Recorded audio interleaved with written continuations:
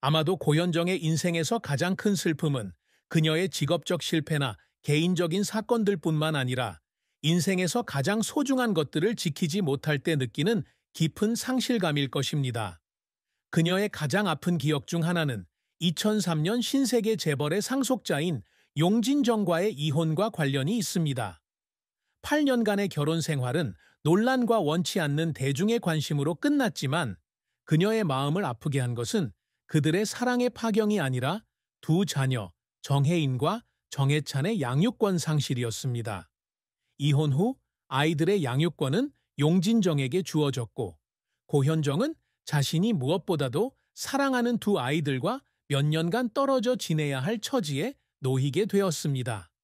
그녀는 어느 날 학교 운동장에서 놀고 있는 아이들을 멀리서 지켜보았고 아이들을 다치게 할까봐 가까이 다가가지 못했으며 집까지 오는 내내 계속 눈물을 흘렸다고 회상했습니다. 그 무력감은 마치 그녀의 가슴을 깊이 베어내는 칼과 같았고 그녀가 결코 잊을 수 없는 슬픔으로 남았습니다. 고현정이 좀처럼 언급하지 않는 또 다른 슬픈 사연은 이혼 후 대중에 외면당했던 시절이다. 2005년 그녀가 연예계에 복귀했을 때 그녀는 골짜기 여자라는 별명부터 그녀의 사생활에 대한 근거 없는 소문까지 엄청난 비난에 직면했습니다. 여론이 너무 가혹해서 그녀는 한때 모든 것을 포기하고 주목을 받지 않고 은둔 생활을 할까 고민하기도 했습니다. 그녀는 작은 아파트에 혼자 앉아 거울을 들여다보며 계속 살아갈 힘이 아직 남았는지 궁금해하곤 했습니다. 그 긴 밤 동안 흘러내린 조용한 눈물은 그저 약함이 아니라 자존심과 그녀가 혼자 견뎌내야 했던 고통 사이의 갈등이었습니다. 그러한 슬픔은 개인적인 상처일 뿐만 아니라 고현정이라는 사람을 형성하는 도전이기도 합니다. 그녀는 쉽게 포기하는 사람이 아니지만 매번 직면할 때마다 더 강해진다. 그녀는 어느 인터뷰에서 가장 큰 슬픔은 무언가를 잃을 때가 아니라 사랑하는 사람을 지킬 수 없다고 느낄 때라고 말한 적이 있습니다. 이것이 그녀를 강한 마음으로 살게 하는 요인이지만 때로는 깊은 곳에서는 여전히 예민한 여성이며 누구나 생각하는 것보다 더 취약할 수도 있습니다. 고현정의 인생 역정은 성공의 화려한 페이지와 실패의 어두운 장을 기록한 두터운 책과도 같습니다. 그녀는 1990년 영화 모래시계 1995에 출연하며 연기 경력을 시작했는데 이 영화는 엄청난 시청률을 기록하며 그녀를 스타덤에 올려놓은 한국의 고전입니다. 고현정은 우아한 아름다움과 감정 연기력으로 금세 그 시대 가장 사랑받는 여배우 중 한 명이 되었습니다. 하지만 1995년 정용진 씨와 결혼 후 그녀는 갑자기 스크린을 떠나 가정에 집중했는데 많은 사람들이 후회하는 결정이기도 하지만 동시에 사랑과 모성에 대한 그녀의 희생을 보여줍니다. 고현정은 이혼 후 2005년 영화 봄날로 연예계에 복귀해 인상적인 컴백을 보였다. 하지만 그녀의 진정한 전성기는 2009년 영화 선덕여왕에서 미실 역을 맡았을 때였다. 강력하고 수완이 뛰어난 여성 정치인 미실 역은 그녀에게 MBC 연기대상에서 권위 있는 대상을 안겨주었을 뿐만 아니라 수년간의 공백 끝에 그녀의 연기 재능을 다시 한번 입증해 보였다. 그녀는 2008, 2010, 2009 등의 작품에서 강인하고 단호한 역할부터 깊고 성찰적인 캐릭터까지 다양한 연기를 선보이며 꾸준히 작품에 이름을 남겼습니다.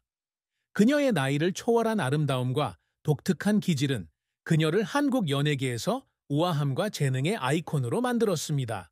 하지만 고현정의 인생이 항상 장밋빛이었던 것은 아니다. 그녀는 유명해지기 전에 어려운 시기를 겪었습니다.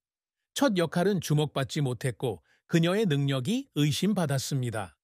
그녀는 한때 오디션에 참가했지만 감독에게 진짜 배우가 될 열정이 부족하다며 단호하게 거절당했다고 말했다.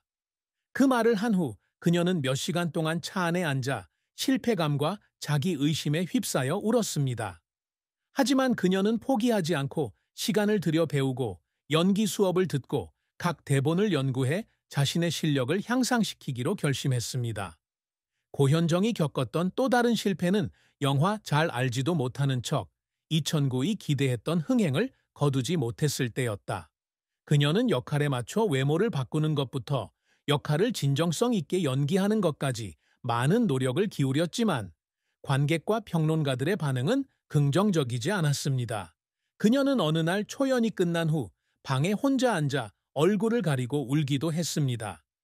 제작진과 관객에 대한 책임을 다하지 못했다는 생각이 들었기 때문입니다. 하지만 그 눈물은 끝이 아니었지만 그녀가 계속 살아가기 위한 동기가 되었습니다.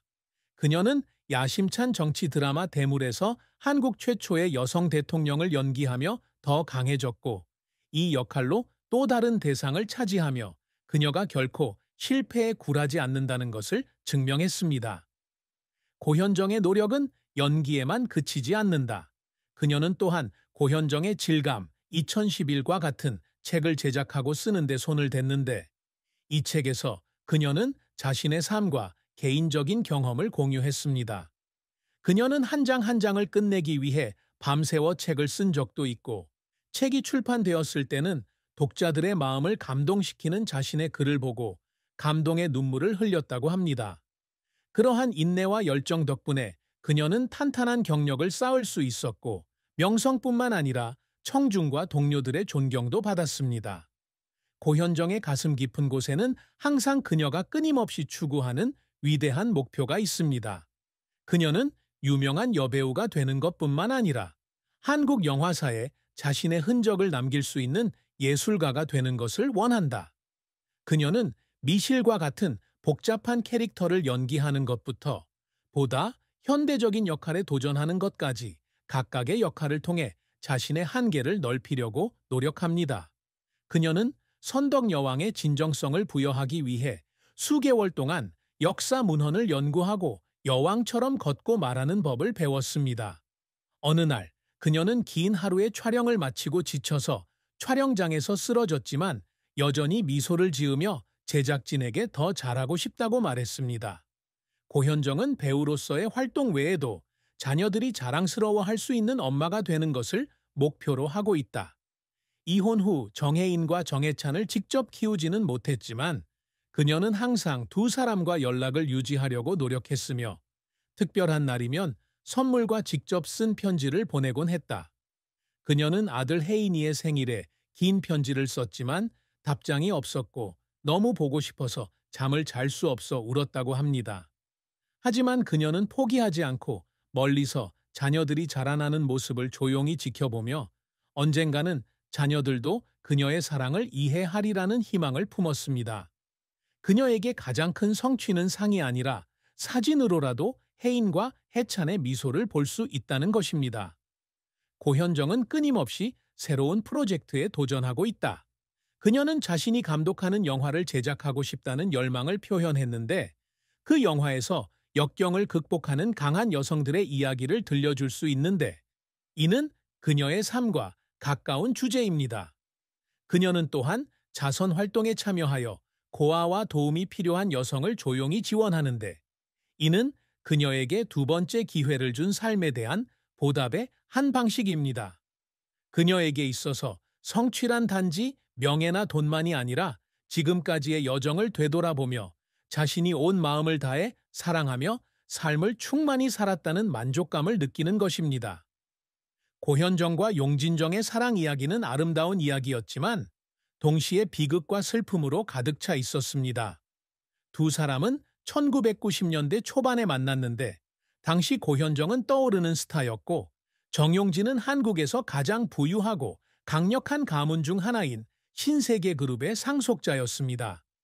재능 있는 여배우와 명망 있는 사업가의 결합은 현대동화에 비유되었습니다.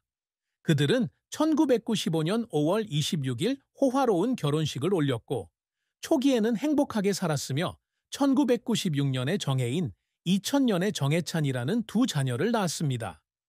고현정은 그 시절이 자신이 가장 보람을 느꼈던 때였으며 스포트라이트에서 벗어나 평범한 아내이자 엄마가 될 수 있었던 때라고 말한 적이 있습니다.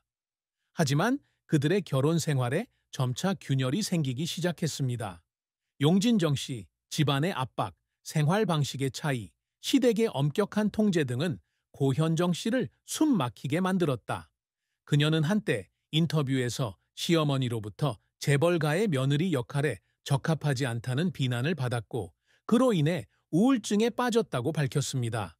그들의 결혼 생활은 많은 논란 끝에 2003년에 끝났고, 길고 힘든 이혼 과정은 그녀에게 깊은 상처를 남겼습니다. 가장 고통스러웠던 것은 그녀가 아이에 대한 양육권을 잃었을 때였는데, 그녀는 이 결정이 용진정 씨 가문의 재정적 힘과 권력에서 비롯되었다고 믿었습니다. 재판이 끝난 후 그녀는 방에 혼자 앉아 힘이 다할 때까지 울었고, 아이들을 곁에 두지 못한 자신을 비난했습니다. 이혼 후 고현정은 용진정에 대한 언급을 많이 하지 않았지만, 그 결혼 생활의 슬픔은 여전히 그녀의 가슴 속에 불타고 있었다. 그녀는 사랑에 빠져 결혼한 것은 후회하지 않지만, 작은 가족을 폭풍으로부터 보호하지 못한 것은 후회한다고 말한 적이 있다.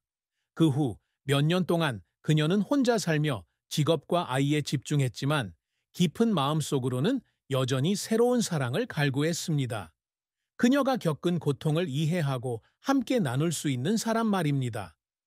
54세의 나이에 그녀가 자신의 인생의 사랑이라고 고백했을 때, 사람들은 그것이 실제 인물이었는지 아니면 단지 그녀가 자신의 감정을 표현하는 방식이었는지 알지 못했지만, 확실한 것은 그녀의 마음이 항상 자신이 가지고 있고 잃어버린 아름다운 것들에 향해 있었다는 것입니다. 고현정의 인생은 밝은 성공과 어두운 슬픔이 뒤섞인 긴 그림과 같습니다. 그녀는 개인적인 상실과 대중의 압력으로 인해 눈물을 흘리기도 하는 어려운 시기를 겪었지만, 한국 최고의 여배우 중 한 명으로 성장했습니다. 그녀의 커리어는 재능과 인내의 증거이며, 그녀의 성취는 꿈을 꾸는 것을 결코 멈추지 않는 마음의 결과이고, 사랑은 비극적이기는 하지만 그녀를 많은 폭풍 속에서 인도하는 빛입니다.